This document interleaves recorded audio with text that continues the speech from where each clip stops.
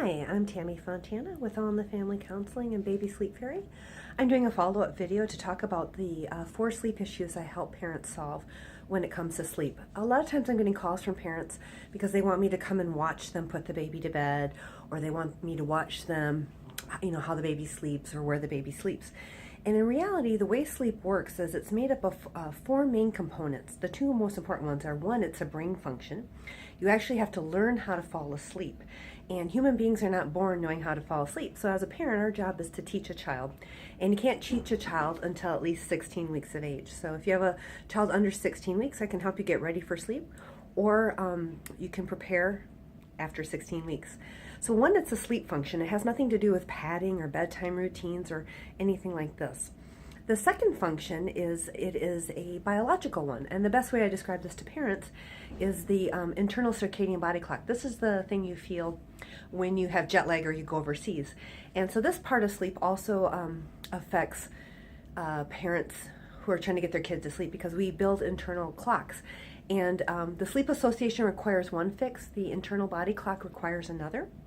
And then the third issue that I'm helping parents understand is the interaction between parent and child. So this is the third issue that I help parents understand.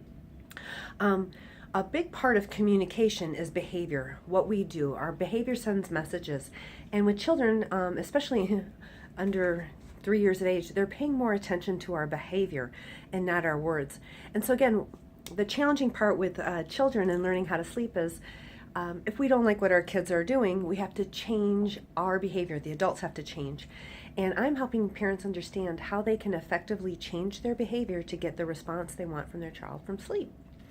And then the fourth issue that I'm addressing is the cultural one. There's a lot of information available on the websites. There's a lot of information on these sleep books, but what you have to remember is these are not clinical or evidence-based books. They're not citing any references, they're giving opinions, and they're often heavily culturally based.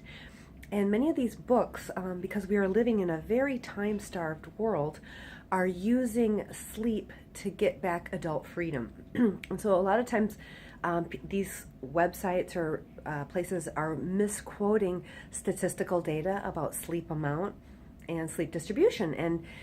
And if you are asking your child to do too much sleep, or you're managing sleep in age inappropriate ways, or asking your child to do more sleep than they biologically can, you'll have all sorts of problems. So one of the components I'm addressing in sleep is helping parents to understand these patterns they think they're finding, and helping them make sense of all this information that's on the internet, because it's really confusing. Nobody's learning about child sleep. Most people don't take courses on child brain development, and it gets to be pretty confusing. So my goal is to help people understand a comprehensive sleep solution that's really addressing the brain, the biology, and the relationship between the parent, providing them with an evidence-based solution.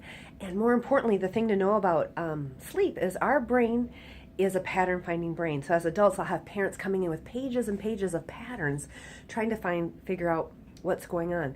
So I'm also addressing a lot of sleep myths, things like food and sleep are connected. They're not. Addressing this myth or goal of sleeping through the night is 7 to 7. I have a lot of parents whose children aren't napping, and I address that, or going on traveling. So I'm providing a comprehensive solution in one 80-minute session that will help parents understand how sleep works, understand how to fix it, and then they will also get the skills they need to troubleshoot and maintain it, because my goal is for you to not have to come back after one session. So I hope this makes sense, and look forward to hearing from you. Visit my website, On the Family Counseling. Thanks.